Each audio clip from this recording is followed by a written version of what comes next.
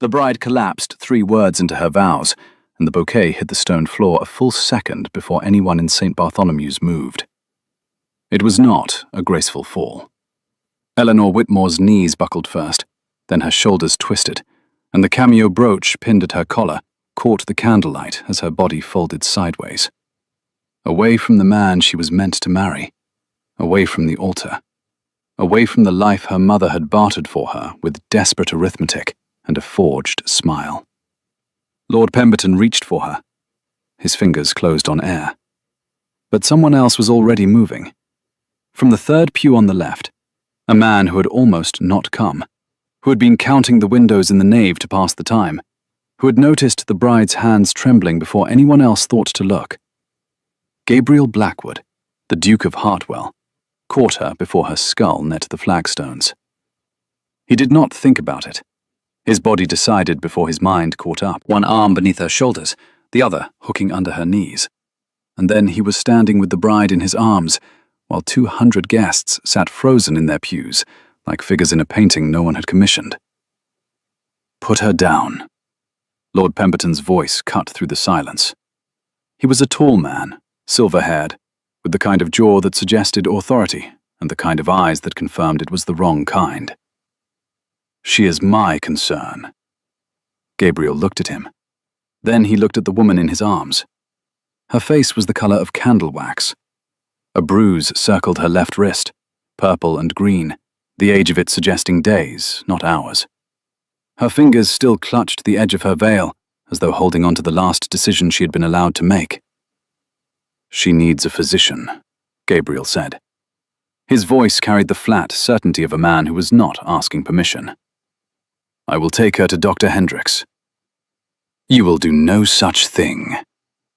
But Gabriel was already walking down the aisle, past the guests who craned and whispered, past the vicar who opened his mouth and shut it again, past Eleanor's mother, whose face had gone the specific shade of grey that meant social ruin was no longer theoretical.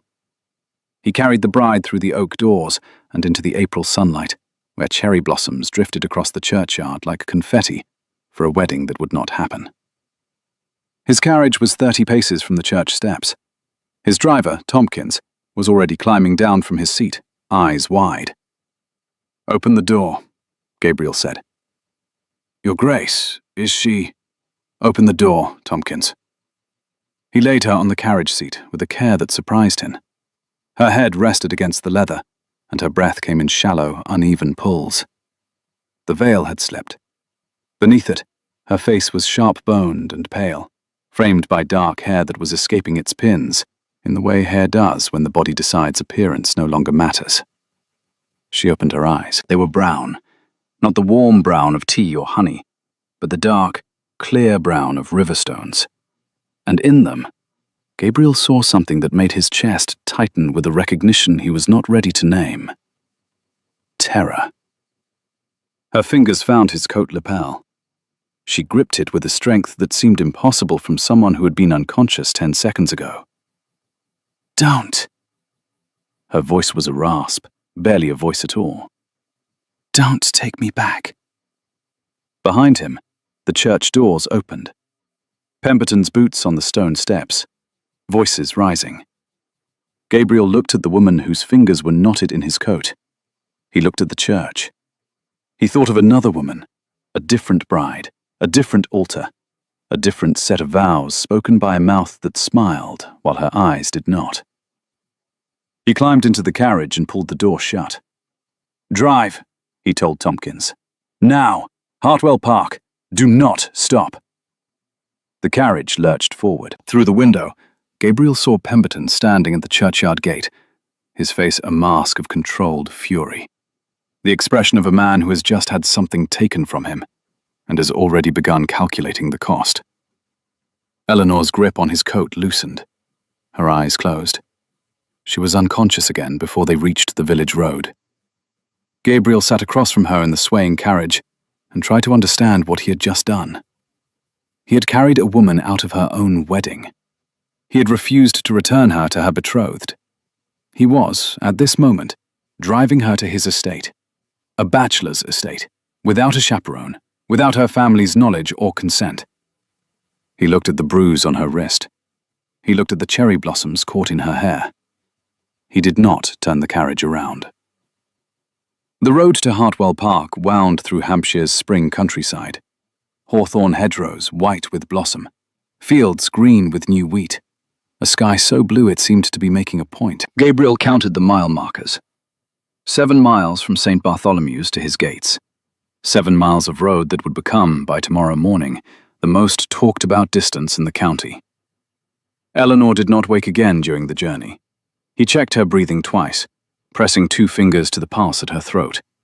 It was there, steady if faint. She was thin beneath the wedding dress, too thin. The kind of thin that spoke not of fashion, but of meals quietly skipped, of a body that had been running on will alone, and had finally spent its last reserve. When the carriage pulled through the gates of Hartwell Park, Gabriel called for Mrs. Graves before his boots hit the gravel. The housekeeper appeared at the front door, a woman built like a wardrobe, with grey hair pinned so tightly it seemed to be holding her opinions in place. She took one look at the unconscious bride in the Duke's arms and did not ask a single question. "The east bedroom," she said. "I'll send for Dr. Hendricks. Send someone to her family as well. A message that she is safe and being tended to. Nothing more." Mrs. Graves nodded. She had served 3 Dukes of Hartwell. She knew the difference between a crisis and a scandal, and she knew this was both. Gabriel carried Eleanor up the stairs and laid her on the bed in the east bedroom, a room that had not been used since Catherine. The scent of lavender still clung to the curtains, faint and stubborn, the ghost of a woman who had planted it in every garden bed and window box, as though trying to make the estate smell like something other than stone and silence. He stepped back. Mrs. Graves moved forward with water and cloths, and the brisk efficiency of someone who has decided that competence is the only appropriate response to chaos.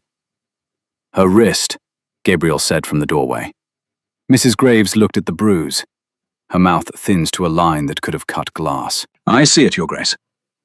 "Do not let anyone in who is not Dr. Hendricks." "I would not have, sir." He left the room. He went to the library, his library, the one room in Hartwell Park that still felt like his own, and poured a glass of whiskey and sat in the chair by the cold fireplace and tried to organize what had happened into something that resembled reason. He could not. He drank the whiskey. He counted the books on the shelf across from him. 47, the same number as yesterday, and the day before, and every day since Catherine died. Upstairs, a stranger slept in his dead wife's bed, and Gabriel waited for the consequences he had chosen. Eleanor woke to lavender. It was not her lavender, not the dried sprigs her sister Anna tucked into the linen chest at home, not the oil her mother dabbed behind her ears on Sundays. This lavender was embedded in the fabric of the room itself, in the curtains, in the wallpaper, in the faded cushion of the chair where a grey-haired woman sat watching her, with an expression that combined professional warmth with personal assessment. "Where am I?" Eleanor's voice came out cracked, the sound of a door that has not been opened in a long time. "Hartwell Park, miss. The home of His Grace, the Duke of Hartwell. You were brought here yesterday afternoon." The woman, Mrs. Graves, she introduced herself, spoke with the measured cadence of someone delivering news she expected to be received badly. "Dr. Hendricks examined you. He says you collapsed from exhaustion and insufficient nourishment. He has left instructions and a tonic, which I must insist you drink before you attempt to do anything dramatic." Eleanor looked down. She was wearing a nightgown that did not belong to her. Cotton, fine woven, with lace at the cuffs that spoke of care and money. On the bedside table, a glass of water, a bowl of broth, and her cameo brooch, the ivory oval her mother had pressed into her palm that morning with the words, "For courage, my darling." She did not feel courageous. She felt hollowed out, as though someone had reached inside her chest and removed the mechanism that made decisions. "The Duke," she said. "Why did he bring me here?" "That is a question best directed at His Grace." "Then direct me to His Grace." Mrs. Graves studied her for a long moment, the kind of look that measures not just the person, but the quality of trouble they are likely to cause. Then she nodded. "Drink the broth first. I will not negotiate on this point." Eleanor drank the broth. It was good, rich with marrow and onion, the kind of broth made by a kitchen that knew what it was doing. Her stomach, which had been surviving on anxiety and weak tea for the better part of a month, received it with something close to gratitude. She dressed. Mrs. Graves brought her a day dress from somewhere, dark blue wool, slightly too large in the shoulders but clean and whole. Eleanor pinned the cameo at her collar. Her fingers trembled. She made them stop. She found the Duke in the library. It was a beautiful room and a neglected one. Shelves climbed to the ceiling on 3 walls, packed with books whose spines had not been cracked in years. Dust lay on the reading table like a second surface. The windows faced south, letting in a flood of spring light that only made the emptiness more visible. The cold fireplace, the single chair positioned as though the room's occupant had been slowly reducing his life to the smallest possible perimeter. Gabriel Blackwood stood by the window. He was tall, taller than she had registered when he was carrying her, which was an odd thought to have. Dark-haired, sharp-featured, with the kind of stillness that could be mistaken for calm by anyone who was not paying attention. Eleanor was paying attention. She saw the tension in his jaw, the way his right hand opened and closed at his side, the almost imperceptible movement of his lips as he counted something she could not see. "Why did you take me?" she said. He turned. His eyes were grey, not the soft grey of morning mist, but the grey of winter sky, of lead, of something that had been bright once and was now deliberately muted. "You asked me to," he said. "I did not." "You said, 'Don't take me back,' in the churchyard, your exact words." Eleanor felt the blood leave her face. She did not remember saying it. She did not remember the churchyard at all. Only the altar, the candles, Pemberton's hand on her elbow squeezing too hard. And then nothing.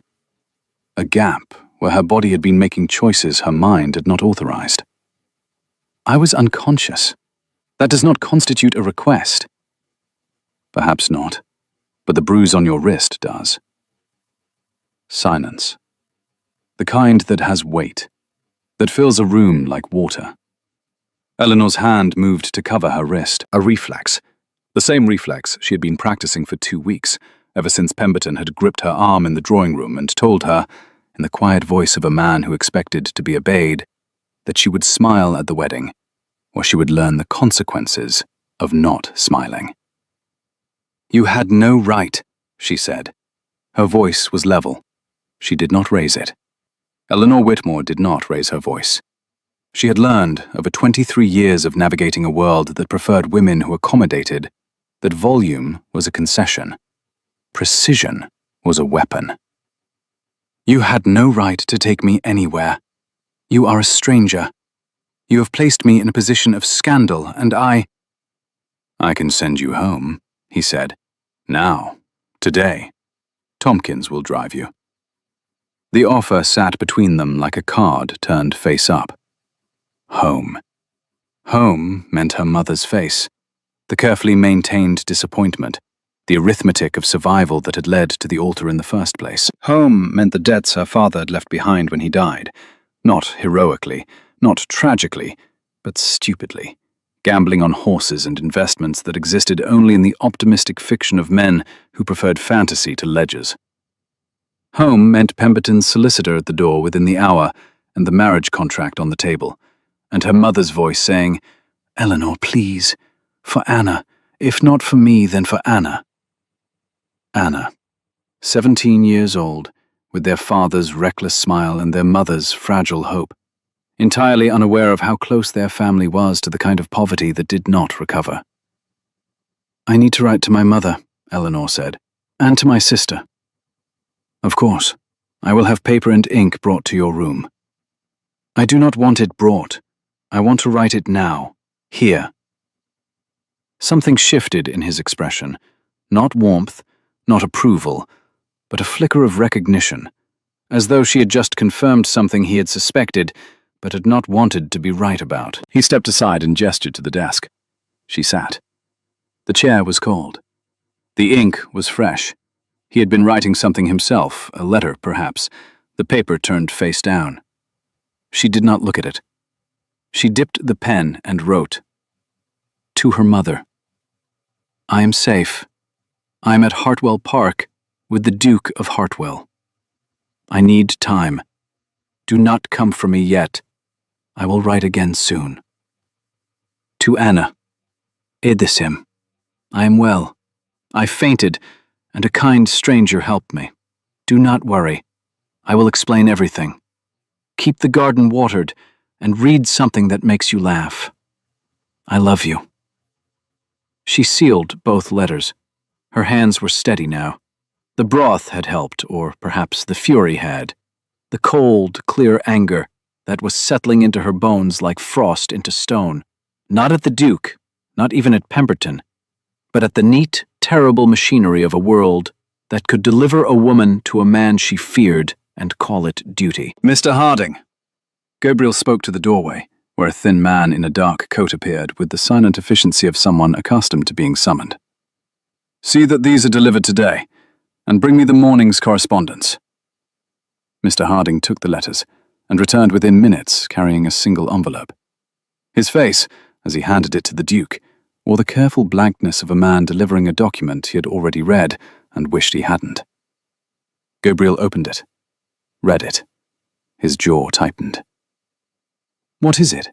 Eleanor asked, because she was not a woman who waited to be told things. Lord Pemberton's solicitor. He's filing a breach of promise claim.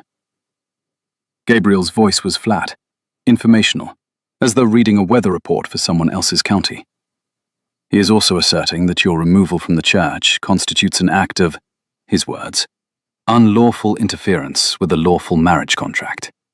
He demands either your return and the completion of the ceremony, or £5,000 in compensation. £5,000? Eleanor said it the way one says the name of an impossibly distant city. He does not want me. He wants to own me.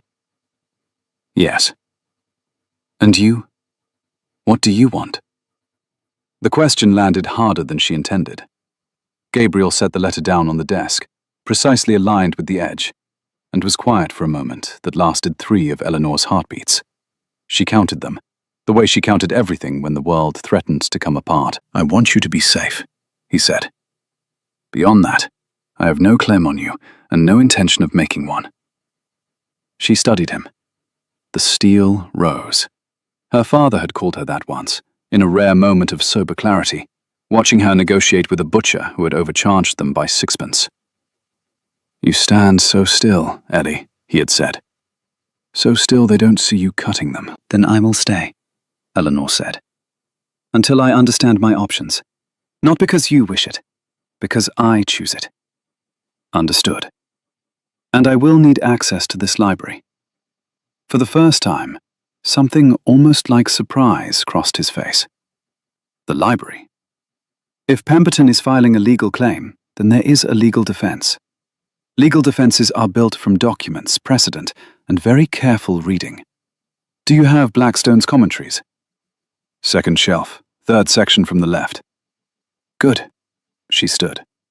I will begin in the morning. Tonight, I would like a proper meal, a bath, and to be left entirely alone. Mrs. Graves will arrange it. Mrs. Graves already has. She is considerably more efficient than you are, Your Grace. She left the room with her spine straight and her chin lifted, and the cameo brooch catching the lamplight at her collar. Gabriel watched her go. He had the peculiar sensation of having just been examined, measured, catalogued, and filed by someone who had decided he was not yet worth the trouble of a conclusion. He sat down in his chair. He counted the books again. 47. No, 48. She had moved one. A week passed. Eleanor Whitmore did not behave like a guest. She behaved like a woman who had been placed inside a machine and was now methodically learning how it worked, not to escape it, but to decide whether it was worth repairing. She rose early. She walked the grounds before breakfast, mapping the estate with the systematic attention of a general surveying a campaign. Hartwell Park was beautiful. Even she, who had trained herself to resist beauty as a form of distraction, could not deny it.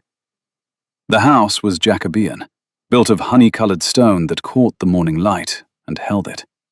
The grounds stretched south to a river and east to a wood, with tenant farms scattered along the northern ridge. In spring, the hawthorn hedgerows frothed white along every lane, and the meadows were thick with bluebells and primrose, and the air smelled of turned earth and new grass and the particular sweetness of a world restarting itself. But the beauty was wearing thin. Paint peeled from the window frames of the east wing. The kitchen garden, which should have been planted by now, lay fallow. 2 of the tenant cottages had visible roof damage, and a fence along the northern boundary had collapsed into a ditch and been left there, like a sentence someone had started and abandoned. Eleanor catalogued these things. She could not help it. Her mind worked in lists, problems to solve, resources to allocate, inefficiencies to correct. It was the only inheritance her father had given her that was worth keeping, the ability to see a broken system and understand which piece to fix first. On the 3rd day, she found Catherine's portrait. It hung in the gallery on the 1st floor, a long, cold corridor lined with Blackwood ancestors whose expressions ranged from stern to sterner. Catherine was the exception. She was painted in a garden, lavender at her feet, wearing a white dress that seemed to dissolve into the light. Her face was small-featured and gentle, with the kind of loveliness that invites protection. Her eyes, blue and wide, looked directly at the viewer with an expression Eleanor recognized immediately. The careful smile of a woman who had been asked to appear happy and had complied. She was gentle, Mrs. Graves said from behind her. Eleanor had not heard her approach, which was impressive given that Mrs. Graves moved with the subtle grace of a wardrobe being relocated. Too gentle for this house. Too gentle for most things, I think. How did she die? Consumption, 2 years after the wedding. His Grace has not been the same since. Was she happy? Mrs. Graves was quiet for a moment. She was dutiful, she said, which was not the same thing, and they both knew it. Eleanor touched the frame of the portrait, cool wood under her fingertips. She wondered if Catherine had chosen the lavender because she liked it, or because it was the one thing she was allowed to choose. On the 4th day, Eleanor walked beyond the house and into the tenant farms. The first family she met was the Burrows, a couple with 4 children under 10 and a roof that leaked so badly they had moved their bed to the kitchen. Thomas Burrows removed his hat when he saw her, and spoke with the cautious deference of a man who did not know what to make of a woman in a borrowed dress who asked specific questions about drainage. "The south gutter's been cracked since September, miss. I put in a request with Mr. Harding, but—" He shrugged. The shrug contained 6 months of unanswered letters. "Since September," Eleanor repeated. She made a note in the small book she had found in the library desk, a leather-bound notebook, blank, as though someone had once intended to write in it and never found anything worth recording. She visited 3 more farms that morning. At each one, the story was the same. Repairs requested, promises made, nothing done. The tenants were not angry. They were tired, which was worse. Anger can be directed. Tiredness just spreads. She returned to the house and went to the library. The estate records were a disaster. Not fraudulent. There was no malice in the ledgers, only absence. Income recorded in one column, expenses in another, with gaps of weeks where nothing had been entered at all. The Duke's steward, Mr. Harding, had done his best, but a steward without a master's engagement is a ship without a rudder. He could keep the vessel floating, but not steer it anywhere. Eleanor was elbow-deep in a stack of quarterly reports when Gabriel found her. He stopped in the doorway. She was sitting at his desk, the desk he had not used for anything except whiskey and self-recrimination in 5 years, with her sleeves pushed to her elbows, ink on her fingers, and the ledgers arranged around her in a pattern that suggested she had already been at this for hours. "What are you doing?" "Reading your accounts." She did not look up. Your tenants at Hawthorne Farm have been requesting a new roof since September. It is April. The Burrows family has moved their bed into the kitchen because the bedroom ceiling leaks. The fencing on the northern boundary has been down for, I'm estimating based on the wood rot, 3 months. Your drainage ditches have not been cleared since autumn, which means the spring rains are flooding the lower pastures, which means your hay yield will be down by 1/3 this year. She turned a page. Shall I continue? Gabriel stood very still. The kind of still that, in another man, might have been anger. In him, Eleanor was learning, it was the way he absorbed information he did not want to hear. How long have you been at this? Since 9 o'clock. It is nearly 4. Yes, your accounts are in a state that requires 7 hours, possibly more. She finally looked up. Her eyes were steady, her voice was steady, and the ink smudge on her cheekbone somehow made her look more formidable, not less. You have a good estate, Your Grace. Good land, good tenants, good bones. But you have been, forgive the directness, asleep at the wheel. And the people who depend on you have been paying the price. The silence between them had a different quality this time. Not the brittle silence of their first meeting, when she had been furious and he had been guarded. This was the silence of someone recognizing something uncomfortable. The particular discomfort of having a truth you have been hiding from yourself, spoken aloud by someone who has no reason to be gentle about it. The roof at Hawthorne Farm, he said. I will speak to Harding today. Today, not tomorrow. Today. She nodded. One precise dip of her chin, like a judge accepting a plea. Then she returned to the ledgers, and Gabriel left the room with the unsettling awareness that a woman he had carried unconscious from a church 6 days ago had just reorganized his understanding of his own negligence in a single afternoon. That evening, they sat at opposite ends of the long dining table and ate in a silence that was becoming, if not comfortable, at least functional. Mrs. Graves served roast lamb with mint sauce and new potatoes, and Eleanor ate with the focused attention of someone who was learning to trust food again. It was Gabriel who spoke first. The fire crackled in the grate. Spring evenings in Hampshire still carried a chill that justified flames, and the candlelight softened the angles of his face in a way Eleanor chose not to notice. Catherine did not choose me, he said. The words came out with the cadence of something rehearsed, not for this conversation, but for the 5 years he had been having it with himself. Her family chose me for her. The Blackwood name, the estate, the title. She was told it was a good match, and she believed it, because she believed what she was told. She was... He paused. His right hand opened and closed on the table. She was accommodating, to a fault. Was she happy? Eleanor asked. The same question she had asked Mrs. Graves. This time she wanted a different witness. She tried to be. She planted lavender in every garden bed because it reminded her of her mother's house. She redecorated the east bedroom, the room you are sleeping in, because the wallpaper was dark and she wanted something that felt like sunlight. She smiled at dinner and played the piano in the evenings and wrote letters to her sisters every Sunday. His voice was even, controlled. The voice of a man who has practiced containing something that would destroy him if he let it out in full. And none of it was enough. She was unhappy, and I knew it. And I did nothing, because the marriage had been arranged, and I believed that arrangement was the same as rightness. It is not. No, it is not. How did she die? Consumption. 18 months after the wedding.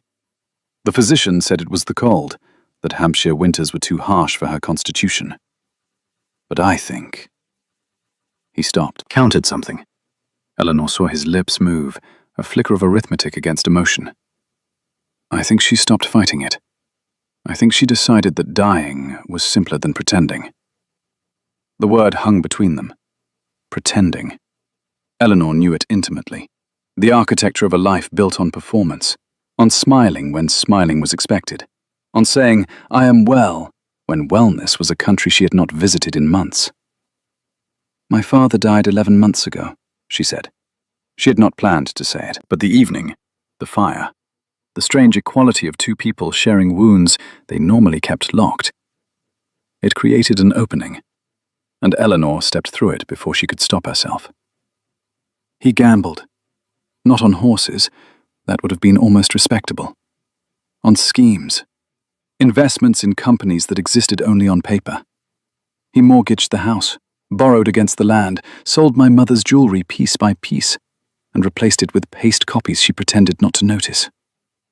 Her voice remained level. This was information, not confession. When he died, the debts were larger than the estate. Lord Pemberton offered to buy the debts, all of them, in exchange for me. In exchange for you. My mother called it a proposal. The arithmetic was simple. Pemberton erases the debts. I marry him. Anna has a future. The house is saved. She turned the cameo brooch at her collar, a gesture Gabriel was beginning to recognize as the way she steadied herself, the way she touched the one thing that was still hers. I agreed. Not because I wanted to, because the alternative was Anna's future sold at auction. And I could not. For the first time, her voice caught. A crack in the surface, hairline thin but visible. I could not let that happen to her. Gabriel looked at her across the table. The candles between them flickered. Outside, a spring wind moved through the garden, carrying the scent of lavender and turned earth. You are not going back to him, he said. That is not your decision to make. No, but it is mine to support. Something shifted between them that night. Not trust, not yet, but the foundation on which trust could be built. Two people who had been shaped by other people's choices, sitting in a room full of another woman's lavender, beginning to suspect that the walls they had built were not as different as they looked. The days that followed had a rhythm. Eleanor managed the estate, not because Gabriel asked her to, but because the estate needed managing, and she was incapable of seeing broken things and leaving them broken. She organized the tenant repairs, prioritizing by severity. Hawthorne Farm's roof first, then the Burrows family's drainage, then the fencing. She met with Mr. Harding every morning at 8, and by the second week, he was deferring to her with the relief of a man who has been waiting for someone competent to arrive. Gabriel watched from a careful distance. He signed the orders she drafted. He approved the expenditures she recommended. He did not interfere, and Eleanor was beginning to understand that his non-interference was not weakness. It was a form of respect she had not encountered before. He trusted her judgment because he had seen her work, and that was a simpler, more honest currency than any she had been offered. They worked together on the legal case against Pemberton, Eleanor in the library, surrounded by law books and correspondence, Gabriel opposite her, handling the portions that required his name and title. The breach of promise claim was serious. In Regency England, such suits could ruin a woman's reputation beyond repair. But Eleanor had found a thread. The marriage contract, she said one afternoon, holding up a document she had retrieved from the correspondence Mr. Harding kept. It specifies that the union is conditional upon the full settlement of my father's debts by Lord Pemberton. But look here. She pointed. The debts are listed as £4,200. And my father's debts were not £4,000. I managed his accounts for the last 3 years of his life. I know every creditor, every loan, every miserable guinea he threw away on phantom investments. The total, when he died, was £1,370. Gabriel leaned forward. The distance between them at the library table was close enough for her to smell his cologne. Cedar and something darker, something warm. And she filed that observation away in the category of things she was not yet ready to examine. Pemberton inflated the debt, he said, by more than 3 times, which means the marriage contract was predicated on a false figure. My mother signed it believing she owed £4,000. She owed £1,300. The contract is voidable. Can you prove it? I need the original debt register from the moneylender my father used, a man named Stokes in London. If the figures in Stokes's ledger match mine and not Pemberton's, the contract collapses. Gabriel sat back. He looked at her, truly looked, in the way that people do when they are seeing someone for the first time, despite having shared a house with them for 3 weeks. Eleanor, with ink on her fingers and firelight on her face, and a legal argument that could dismantle the man who had bought her like livestock. "I will send Harding to London tomorrow," he said. "Today."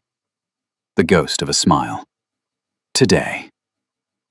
It was the day after Harding left for London that Eleanor's understanding of the Duke shifted and broke. Lord Grenville arrived unannounced. He was Gabriel's oldest friend, a ruddy-faced man with a booming laugh and the social tact of a friendly avalanche. Eleanor liked him immediately and distrusted him in equal measure, which was her standard response to charm. She was crossing the upstairs hallway to her room when she heard them in the study below. The door was ajar. She did not intend to listen, but her name stopped her, the way a hand on the shoulder stops a person walking past an open grave. "And you've installed her in the east bedroom," Grenville was saying, his voice carrying the careful joviality of someone navigating a conversation they know is dangerous. "Catherine's room. Gabriel, be honest with me. What is this?" "She needed help. I provided it." "You carried a woman out of her own wedding and drove her to your house. That is not providing help. That is making a decision about someone else's life." "She asked me. She was unconscious." A pause. "Gabriel, I watched you after Catherine died. I watched you blame yourself for 5 years. For a marriage you didn't choose, for a woman you couldn't save, for a disease that would have taken her regardless of whether she was happy or not. And now you have found another woman being pushed into a marriage she doesn't want, and you have, what, appointed yourself her rescuer?" Silence. "You're trying to save her," Grenville said, quieter now, "the way you couldn't save Catherine. And I understand that. But she is not Catherine. She does not need you to redeem yourself through her." Gabriel's voice, when it came, was stripped of everything except honesty. "I saw her face at that altar, and I saw Catherine's face. And I could not. I could not stand there and watch it happen again." Eleanor's hand found the wall. She pressed her palm against the cool plaster and held it there, steadying herself the way a sailor holds a mast, not for comfort, but against capsizing. She did not hear the rest of the conversation. She did not need to. The architecture of the last 3 weeks rearranged itself in her mind with the brutal clarity of a room when someone lights a lamp. His non-interference, his careful distance, his precise, uninvasive kindness. None of it had been for her. All of it had been for a ghost. She was not a person to him. She was absolution. Eleanor waited until Grenville left. Then she went downstairs. Gabriel was by the window. The afternoon light fell across his face, and for the first time since she had arrived, she saw him not as the Duke, not as her reluctant host, not as the man who had caught her when she fell, but as a man trapped in a loop of his own making, circling a guilt he could not expiate, because the woman he had wronged was dead and beyond the reach of apology. "I am not your penance," she said. He turned. She saw the flinch, small, controlled, absorbed into his body the way a tree absorbs a blow from an axe. "Eleanor, I am not Catherine." Her voice was quiet and precise and absolutely devastating. The voice of a woman who had spent her life sharpening her words, because she was not permitted to raise them. "I'm not a version of your guilt that you can tend and water and coax into bloom so that you can forgive yourself for a garden that died. I'm a person. My situation is my own. My debts are my own. My fear is my own. And if you cannot see me, Eleanor, the woman standing in front of you, then I will solve my own problems and I will leave this house, and you will find another ghost to care for." She did not wait for an answer. She turned and walked out of the library, with her back straight and her hands steady, and the cameo brooch at her collar like a small, gleaming shield. Behind her, Gabriel stood by the window and counted the panes of glass. 12. The same as always. But the room felt larger now, emptier, as though someone had just removed the one thing that had made it habitable. Eleanor withdrew, not dramatically. She was too disciplined for that. She simply contracted her presence. She continued the tenant work because the tenants needed her, and she was not the kind of woman who punished bystanders for someone else's failure. She met with Harding's assistant about the accounts. She oversaw the roof repair at Hawthorne Farm, standing in the April drizzle in a borrowed coat, directing workmen with the matter-of-fact authority of someone who has decided that usefulness is its own justification. But she no longer ate dinner with the Duke. She took her meals in her room. She did not use the library in the evenings. She moved through Hartwell Park like a competent ghost, present, effective, invisible. Gabriel noticed. Of course he noticed. He noticed her absence the way one notices a change in temperature. Gradually, then all at once, then unbearably. Mrs. Graves, who had the observational skills of a retired intelligence officer, said nothing for 3 days. On the 4th day, she set Gabriel's breakfast plate down with marginally more force than usual. "She is doing more for this estate in a month than I have seen done in 5 years, she said. "Whatever you have done to offend her, I suggest you undo it." "She is not offended. She is correct." Mrs. Graves raised an eyebrow. It was the most eloquent eyebrow in Hampshire. "Then be correct in return, Your Grace. Stop being sorry about a woman who is dead, and start being present for the one who is alive." She left the room. Gabriel sat with his coffee and the uncomfortable awareness that his housekeeper had just summarized his psychological architecture in 2 sentences. It was the garden that brought them back together.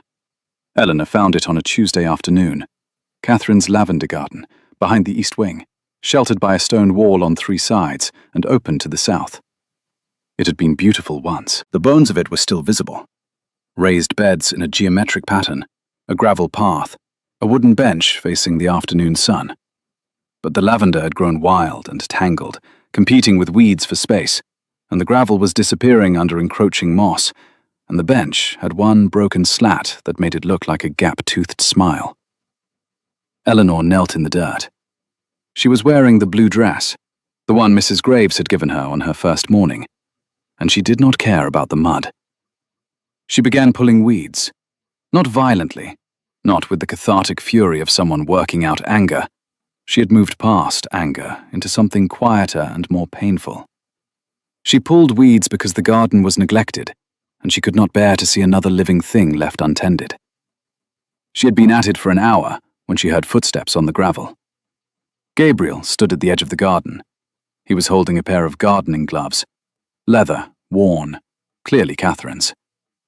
He did not extend them. He held them at his side, uncertain, which was not a state Eleanor had seen him in before. "You don't have to do this," he said. "I'm not doing it for you." But her voice had lost its edge. Not softer, she did not do soft, but less aimed, as though she was tired of wielding herself as a weapon and would prefer, just for an afternoon, to be a person pulling weeds in a garden. He set the gloves on the bench. Then he knelt beside her and began pulling weeds from the adjacent bed. He did not speak. Neither did she. They worked in the quiet of 2 people who have hurt each other and are not yet ready to discuss it, but are willing to occupy the same space and see what grows. The lavender, freed from the weeds, released its scent into the warm spring air. It was stronger than the faded traces in the east bedroom, alive, insistent, almost aggressive in its sweetness. Eleanor breathed it in and thought, "This is not Catherine's scent anymore. It is simply the scent of a garden that someone decided to save." His sleeve brushed her arm as he reached for a root tangled deep in the soil. She did not flinch. She did not move away. She registered the warmth of the contact, a small, factual observation, filed alongside the cedar in his cologne, and the way his hands, large and capable, were surprisingly careful with the fragile stems. "Gabriel," she said. It was the first time she had used his name. It came out before she could stop it, or perhaps she did not try to stop it. and it hung in the air between them with the weight of something that could not be unsaid. He looked at her, and for the first time his eyes held no guilt, no Catherine, no ghosts. Just a man, kneeling in the dirt, looking at a woman who had called him by his name. Yes? She opened her mouth, closed it, shook her head. Nothing. Just, you missed a root. There. She pointed. He pulled it. The lavender stood straighter. They worked until the sun was low. They did not discuss what had changed, but something had. A door that had been locked was now ajar, and neither of them had the will to close it. The letter from Anna arrived 3 days later, and it shattered everything. Eleanor read it standing at the breakfast table. Her face went white, not slowly, not gradually, but all at once, like a page being bleached. Dearest Eleanor, Anna wrote, in her round, careful hand. Lord Pemberton came to the house yesterday. He was very polite. He brought flowers for Mamma and a book for me, and he sat in the drawing room for an hour and spoke about how much he admired our family and how sorry he was for the distress of the wedding day. He said he bore no ill will and only wished for a resolution that honored everyone involved. Mamma was charmed. I was not. Eleanor, there was something in the way he looked at me. Not improper, nothing I could name, just a looking, as though he was measuring something. I am not frightened, but I am not easy either. Please write back and tell me what to do. I need to go back. Eleanor's voice was a blade. Gabriel, who had been reading his own correspondence at the other end of the table, set his letter down. He saw her face. He did not ask what had happened. He simply held out his hand for the letter. She gave it to him. He read it once. He read it again.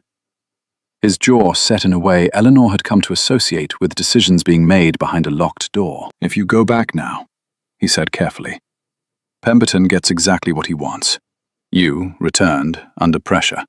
The contract reasserted. My sister is not a chess piece. No, she is not. Which is precisely why we must not react the way he is expecting us to react. He stood. I will send my man, Reynolds, to your mother's house today. He will stay there, visibly, as a representative of my household. Pemberton will know he is being watched. It will buy us time. Time for what? For Harding to return from London with the proof we need. Eleanor stared at him. The rational part of her, the part that had kept her family alive for 3 years on arithmetic and will, knew he was right. The part of her that was Anna's sister, that had held Anna as an infant, that had taught her to read and to ride and to laugh at things that were not funny, because laughter was the only currency they had left. That part wanted to walk out the door and not stop walking until she was standing between her sister and the man who had looked at her with measuring eyes. 1 week, she said. If Harding is not back in 1 week, I go home. Agreed. He sent Reynolds that afternoon, a former soldier, broad-shouldered and taciturn, with the kind of presence that made men like Pemberton reconsider their approach vectors. Eleanor wrote to Anna. A friend of the Duke's is coming to stay near the house. His name is Reynolds. He is there for you. Do not be alone with Lord Pemberton, not for any reason. I will come for you soon. She sealed the letter. Her hand trembled. She made it stop. That evening, she was in the library, not working, for once not working, simply sitting in the chair by the fire, staring at flames that blurred because her eyes were wet and she was too tired to pretend they weren't. Gabriel entered quietly. He saw her. He stopped. Eleanor did not look up. She did not wipe her eyes. She sat in the chair with tears on her face, and her spine straight, and her hands folded in her lap, crying the way a steel rose cries, silently, with perfect posture, as though grief were an appointment she was keeping with dignity. He did not ask if she was all right. He did not offer comfort. He sat in the chair beside hers, the chair that had been empty for 5 years, because there had been no one to sit in it. And he was simply there, present, a body beside her body, a silence that did not demand or expect or interpret. After a long time, minutes, maybe longer, his hand moved to the arm of her chair, not reaching, just resting, palm up, an offering without pressure. Eleanor looked at his hand, open, waiting, making no claim. She placed her hand in his. Her fingers were cold, his were warm. They laced together with a certainty that felt less like a choice and more like a recognition, as though their hands had been having a conversation their minds had not yet authorized. They sat like that until the fire burned low. Neither spoke. The library, which had been cold and silent for 5 years, held them in its dust and its darkness, and began, without either of them noticing, to feel like a room where someone lived. The invitation to Lady Halford's dinner arrived the next morning, and Eleanor's first instinct was to decline. Her second instinct was to accept, because declining would look like hiding, and she was not a woman who hid. She wore a gown Mrs. Graves had produced from somewhere, dove grey silk with a high neckline and the cameo brooch at the collar. "It was Catherine's," Mrs. Graves said, and then, seeing Eleanor's face, she would have wanted someone to wear it. She hated waste. The dinner was small, 12 guests, 3 courses, the kind of evening where conversation is the real menu and everyone arrives hungry. Eleanor sat 4 places from the Duke, between a clergyman with nervous hands and Lady Halford's widowed sister, Mrs. Devereux, who had the kind eyes of a woman who collects other people's secrets and the sharp tongue of a woman who knows when to deploy them. It was Mrs. Devereux who struck.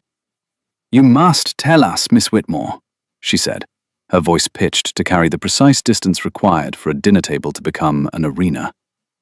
"How you find your accommodations at Hartwell Park? One hears such varied accounts of the circumstances." The table went quiet. 12 forks paused. 24 eyes turned to Eleanor. She set her own fork down. She dabbed her mouth with her napkin. She took a breath so measured it could have timed a metronome. "I find them exemplary, Mrs. Devereux. The library is particularly well stocked. The grounds are beautiful in spring, and the housekeeper makes the finest broth I have ever tasted." She smiled, a smile so composed, so perfectly calibrated, that it served simultaneously as a compliment and a fortress wall. "I understand the curiosity, of course. A woman who leaves a wedding is always more interesting than a woman who stays. But I assure you, the most remarkable thing about my stay at Hartwell Park is the drainage improvements in the North Pasture. If you would like details, I am happy to provide them. They are extensive." Silence. Then a laugh, involuntary, quickly stifled, from the clergyman beside her. Then another from across the table. Lady Halford's mouth twitched. Even Mrs. Devereux inclined her head with something that might have been respect. Eleanor picked up her fork and resumed eating. The conversation moved on, redirected by her composure, the way a river is redirected by a stone. Not by fighting the current, but by being, unmovably, in the way. In the carriage afterward, Gabriel said nothing for the first 2 miles. Then, "You did not need me to defend you." "No." She looked out the window. The Hampshire night was dark and soft and full of spring sounds. An owl, a fox, the wind in the newly leafed elms. "I did not." "That was extraordinary." "That was drainage, Your Grace. I talked about drainage." "You talked about drainage in a way that made Mrs. Devereux look like a fool, without once raising your voice or being unkind. There is no word for that, except extraordinary." She turned from the window. In the dim light of the carriage lamp, his face was half in shadow, and his eyes held something she had not seen there before. Not guilt, not guardedness, but admiration. The simple, undiluted admiration of a man watching someone do something he could not do himself. "There is a word," she said. "The word is practice. I've had a great deal of it." She said it lightly, but they both heard what was underneath. The years of practice. The dozens of dinner tables where she had absorbed insults with grace, because grace was the only weapon available to a woman without money or power, or a man willing to stand between her and the world. He reached across the darkness of the carriage and touched her hand. Not held it. Touched it. His fingertips against her knuckles, brief and light. "You have me now," he said. "Should you want me." She did not answer, but she did not pull her hand away. The storm came on a Thursday, a proper spring storm, the kind that turns lanes to rivers and strips the blossom from the hawthorn in white sheets. Eleanor was at Hawthorne Farm, inspecting the new roof with Thomas Burrows, when the sky opened. By the time they got the shutters latched and the livestock secured, she was soaked through. Her dress clung to her like a second skin, and her hair had abandoned its pins entirely and hung in dark ropes against her neck. She was helping Burrows's wife move the children's blankets to the dry side of the cottage when Gabriel appeared in the doorway, equally drenched, with mud to his knees, and an expression that suggested he had run the half-mile from the house. "You walked here in this?" She stared at him. "I rode. The horse had more sense and turned back. I continued on foot." "That is not a compliment to your judgment." "No, it is a testament to my concern." They sheltered in the Burrows barn while the worst of it passed. Rain hammered the roof. The smell of hay and wet earth and horse filled the close space, and the single lantern Thomas had left them threw unsteady light across their faces. Eleanor was shivering. The spring air was warm enough during the day, but soaked cotton against skin in a barn with no fire was its own kind of cold. Gabriel removed his coat, also soaked, but the inner lining was wool and still held warmth, and draped it around her shoulders without asking. His hands lingered at her collar a moment longer than the task required. "You're staring," she said. "I know. You should stop." "I should." He did not stop. She looked up at him. The rain light made his eyes silver instead of grey, and the water on his face traced the lines of his jaw and his mouth, and she was aware, fully, unavoidably, in the way one is aware of fire or of falling, that she wanted him to be closer. Not for warmth, not for shelter. For the simple, terrifying reason that his proximity had become the thing her body oriented itself around, like a compass finding north. He kissed her. Or she kissed him. Later, neither would be able to say who moved first. What Eleanor remembered was his mouth on hers, and the taste of rain, and the warmth of his hand at the back of her neck, and the sound she made, a small, involuntary sound, half gasp and half surrender, that she would have been embarrassed by if she had been capable of embarrassment at that moment. She was not. She was capable only of this. His mouth, his hands, 5 weeks of restraint cracking open like a dam, and the flood of everything they had been holding back pouring through in a kiss that was not gentle, not tentative, not careful. It was the kiss of two people who had been very good at keeping themselves in check, and were finished with it. She pulled back first, her hand on his chest, feeling his heartbeat through the wet shirt. Fast, unsteady, as stripped of composure as her own. "Don't do this because I remind you of her," she said. His hands were still in her hair. His breath was uneven. His eyes, when they met hers, held nothing of Catherine.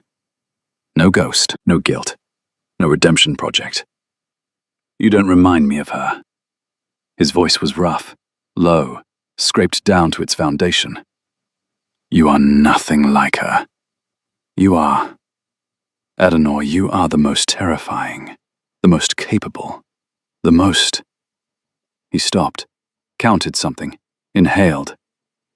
"You are nothing like anyone. That is exactly the problem." She did not kiss him again. Not because she didn't want to. She wanted to with a ferocity that startled her. But because she was Eleanor Whitmore, and she needed to understand what she was building before she let herself live in it. "When this is over," she said, "when Pemberton is dealt with, and Anna is safe, and I am standing on my own ground, not someone else's, then we will have this conversation properly." "I will wait," he said. "I know you will." The storm passed. They walked back to the house in the clearing air, not touching, not speaking. The space between them charged with everything that had been said and everything that had not. 3 days later, Pemberton arrived at Hartwell Park. He came in a carriage, drawn by matched greys, with a solicitor at his side and a document in his hand, and the quiet satisfaction of a man who has been planning his final move, while his opponents thought they had time. Eleanor and Gabriel were in the library when Mrs. Graves announced him. Eleanor saw the name register on Gabriel's face, a flash of something dark and controlled, like a blade being drawn inside a scabbard. "Show him in," Eleanor said, before Gabriel could speak. Pemberton entered the library the way he entered every room, claiming it. He was immaculate. Grey coat, polished boots, silver hair combed back with military precision. His smile was the kind that never reaches the eyes, because the eyes have a different agenda. "Miss Whitmore, Your Grace." He inclined his head with the courtesy of a man who has already won and can afford to be gracious about it. "I do apologize for the intrusion, but I come bearing news that I believe requires your immediate attention."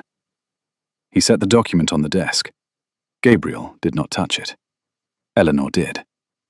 It was a guardianship petition, filed with the county magistrate, citing Eleanor's abandonment of familial duty and residence in circumstances of moral irregularity as grounds for transferring legal guardianship of Anna Whitmore from her mother to Lord Pemberton as the family's primary creditor and nearest male protector of standing.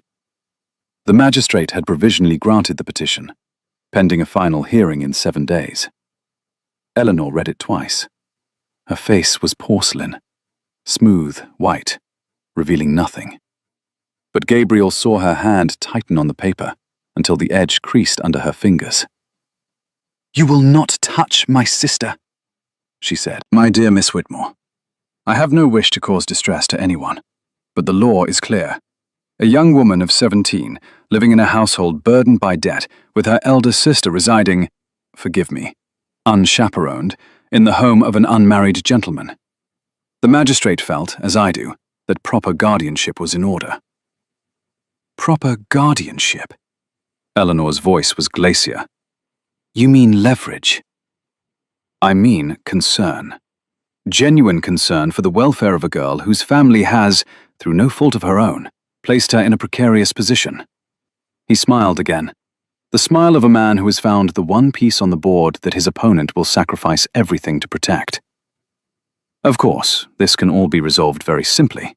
Return home, honor the contract. The debts are erased, the guardianship petition is withdrawn, and your sister's future is secured." "Get out," Gabriel said. "Your Grace, this is a legal matter. Get out of my house." Pemberton left. He did not hurry. Men like Pemberton never hurry.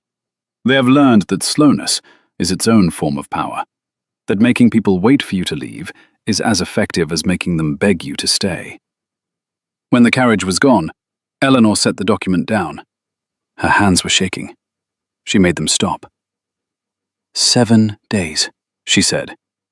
Harding returns from London tomorrow. Gabriel's voice was controlled, but his eyes were fire. If the proof is what we believe it is, it has to be. If Pemberton inflated the debt to manufacture the marriage contract, then the contract is void. If the contract is void, his claim to be the family's creditor collapses. If his claim collapses, the guardianship petition has no standing. A chain. And we only need to break the first link. Harding arrived the following evening, road dusty and exhausted, carrying a leather case that contained a single ledger page, a certified copy from Stokes, the moneylender, witnessed and stamped. Eleanor spread it on the library desk beside Pemberton's version of the debt. The numbers were not close. They were not even in the same country. Stokes's ledger, £1,370 at 8% interest. Pemberton's claim, £4,200 at 20%. He tripled the principal and doubled the interest, Eleanor said. Her voice was calm in the way that deep water is calm, still on the surface and moving powerfully underneath. He bought my father's debt for £1,300, rewrote it as £4,000, presented the forged figure to my mother, and used her panic to secure a marriage contract that was, from its inception, built on fraud. The magistrate will void the contract, Gabriel said. The magistrate will void everything. The contract, the breach of promise claim, the guardianship petition. All of it is predicated on a debt that, in its true amount, my family can repay. Not easily, but repay. She looked at him. I want to present this myself. Eleanor, he tried to buy me. He threatened my sister. I will stand in front of the magistrate and I will take him apart. And I will do it with the same composure he used when he walked into this library and told me he owned my family. Gabriel studied her face. He saw the steel rose in full armor, the stillness, the precision, the absolute, unshakable certainty of a woman who has identified her enemy and chosen her ground. I will be there, he said. I know, but you will not speak for me. I would not dare. The hearing was held in the town hall. The magistrate, Sir Edmund Carlyle, was a practical man with reading spectacles and a dislike of wasted time. The room was small, wood-panelled, smelling of old paper and lamp oil. Pemberton sat at one table with his solicitor. Eleanor sat at the other with Harding. Gabriel sat in the gallery, 3 rows back, his hands folded, his eyes on her. Pemberton's solicitor spoke first. The argument was polished, rehearsed, built on the assumption that documents do not lie, and that a woman who leaves her wedding has forfeited the right to be believed. Then Eleanor stood. She did not raise her voice. She did not gesture. She stood at the table with the ledger pages arranged before her, and she spoke the way a surgeon operates, with precision, with economy, with the absolute confidence of someone who knows exactly where to cut. Sir Edmund, the breach of promise claim filed by Lord Pemberton is predicated on a marriage contract. The marriage contract is predicated on a debt. And the debt... She placed the 2 documents side by side on the magistrate's desk. Is a fiction. She walked him through it, point by point, number by number. The moneylender's original figures beside Pemberton's inflated version. The interest rate discrepancy. The principal that had been tripled. The dates that did not align. The signatures that had been witnessed by men who, as Harding's London investigation had discovered, were employees of Pemberton's own household. She did not look at Pemberton. She did not need to. She was speaking to the magistrate, to the record, to the law itself. And every word she said was a brick being removed from the wall Pemberton had built around her family. Why, Lord Pemberton? She turned to him now. Her voice was quiet. The quietness of someone who has been asking questions all her life and has learned that the quieter you ask, the louder the answer. Why does your ledger show £4,000 when the original shows 1,300? He did not answer. Why was the interest calculated at 20% when my father's contract with Mr. Stokes stipulated 8? Silence. Why did the witnesses to your version of the debt turn out to be your own footman and your own stable master, neither of whom were present at the original transaction? Pemberton's solicitor began to speak. Sir Edmund raised a hand. Why, Lord Pemberton? Eleanor's voice dropped to barely above a whisper, and the room leaned in to hear her. Why, specifically, did you inflate a debt of £1,300 to £4,000 in order to force a woman into marriage? What kind of man manufactures a crisis to buy a wife? The room was silent. Pemberton's face had gone the color of old paper. His solicitor was staring at the documents as though they had personally betrayed him. Sir Edmund removed his spectacles. He cleaned them. He put them back on. The guardianship petition is dismissed, he said. The breach of promise claim is dismissed. I am referring the matter of the debt discrepancy to the county prosecutor for investigation into potential fraud. Miss Whitmore, you are free to go. Eleanor gathered her papers. Her hands were steady. Her face was steady. Everything about her was steady, because she had been steady her entire life, and she would not stop now, not when stopping meant showing Pemberton that he had ever had the power to make her shake. She walked out of the town hall without looking back. Outside, the April air was warm and bright and smelled of the lime trees that lined the high street. Eleanor walked 10 paces from the door, stopped, and pressed both hands against the stone wall of the building. Her knees were trembling. Her whole body was trembling. The delayed shaking of a system that has held itself together under enormous pressure and has finally been given permission to let go. Gabriel was there. He had come out behind her, close enough to catch her if she fell, again, but not touching, not presuming, waiting. I have never seen anything like that, he said. I have been doing that my entire life. Her voice was unsteady now. The composure was cracking, and what was underneath was not weakness, but the enormous, exhausting effort of a woman who has been strong for everyone else and has never once been allowed to be strong for herself. Fighting men like him, proving things that should not need proving, defending ground that should not need defending. I just never. She pressed her palms harder against the stone. I never had anyone standing behind me before. He stepped closer, not into her space, beside it, present without claiming. I love you, he said. It was not grand. It was not a declaration from a balcony or a whispered confession by candlelight. It was said the way one says a fact that has been true for some time and has only now been given its name. Quietly, certainly, the way you say the sky is blue or the river runs south. A thing observed, a thing confirmed. Eleanor turned. Her eyes were wet. Her face was a battleground between the composure she had maintained for 23 years and the feeling that was dismantling it, brick by careful brick. I know, she said. Then, because she was Eleanor, I love you too, but I will not be your rescued bird. I will not be a woman who was saved and is grateful. I will be your partner, your equal, your challenger, your inconvenient conscience. Or I will be nothing. I know. I mean it, Gabriel. I will reorganize your estate. I will argue with your solicitor. I will tell you when you are wrong, and I will not apologize for it. And I will make your housekeeper's life difficult, and I will tend Catherine's garden, not because she was your wife, but because the lavender deserves better than neglect. I would not have it any other way. Good.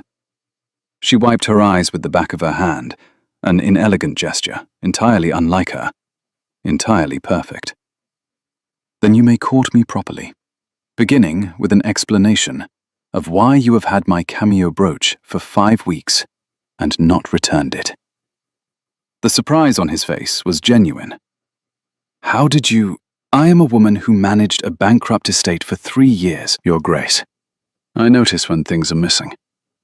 He reached into his coat pocket and withdrew it.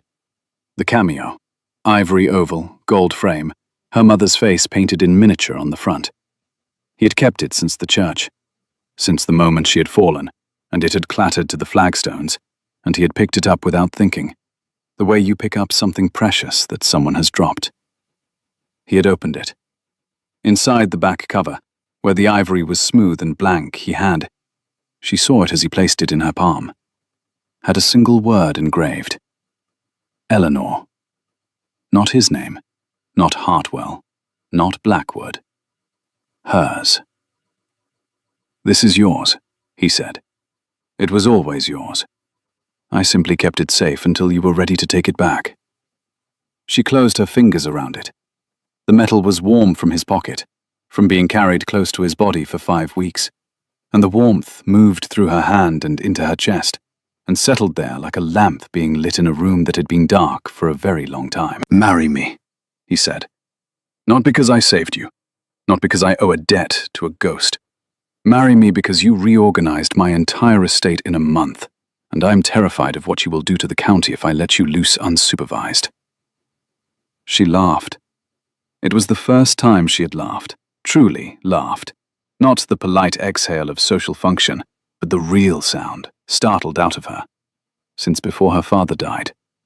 It surprised them both. "Yes," she said, "on my terms. I would expect nothing else."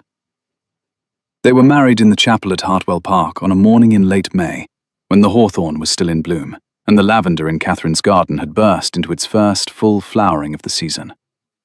Anna stood beside Eleanor, holding a posy of wildflowers she had picked from the meadow that morning, her face bright with the particular joy of a 17-year-old who has just been released from a threat she was too young to fully understand, but old enough to feel in her bones. Lady Margaret Whitmore sat in the front pew and wept.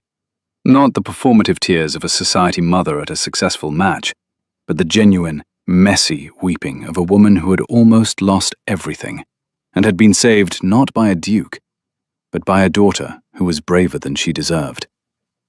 Eleanor's hand did not shake, not when she spoke her vows, not when Gabriel slipped the ring onto her finger, not when she turned to face the small congregation, Mrs. Graves, Mr. Harding, Lord Grenville, the Burrows family, a dozen tenants who had asked to come and been told yes, and saw, for the first time in her life, a room full of people who were not watching her with assessment or expectation, but with something simpler and rarer. They were watching her with happiness. The cameo brooch gleamed at her collar. Inside it, her name. She had chosen this altar. She chose to stay. 6 months later, the library at Hartwell Park was unrecognizable. The dust was gone. The curtains had been replaced.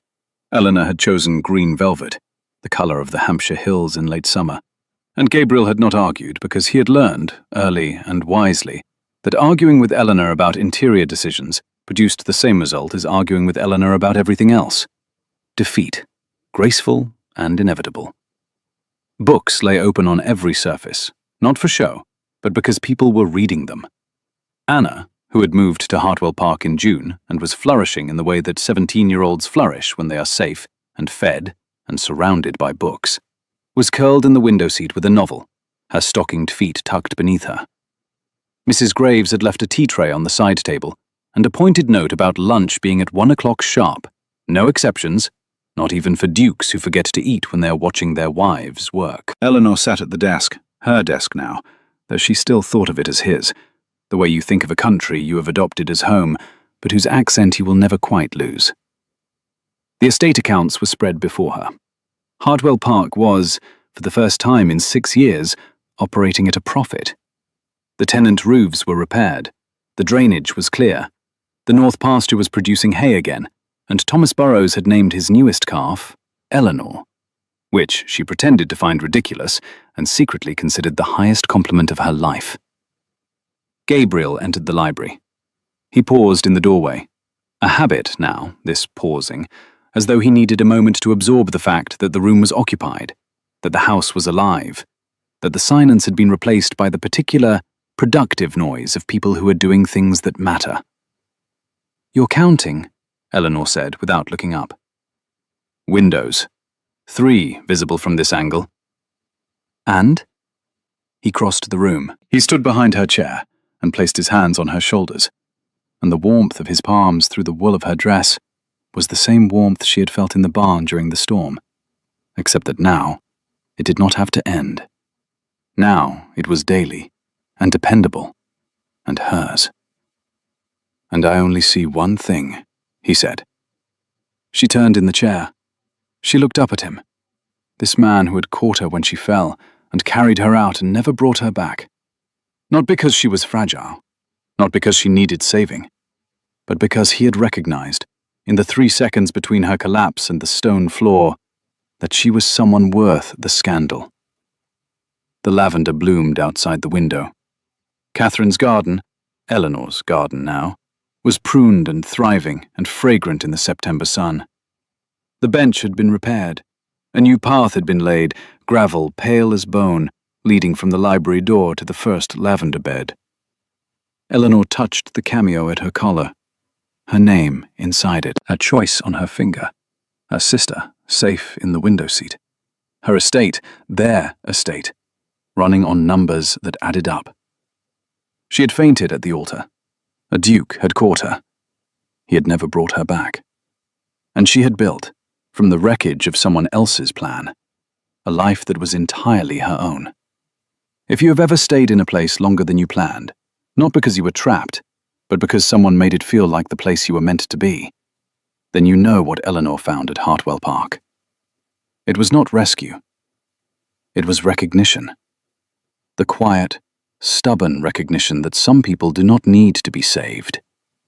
They need to be seen. If this story stayed with you, leave a comment and tell me. What was the moment you knew Eleanor would win? Was it the library, the magistrate's office, or the lavender garden?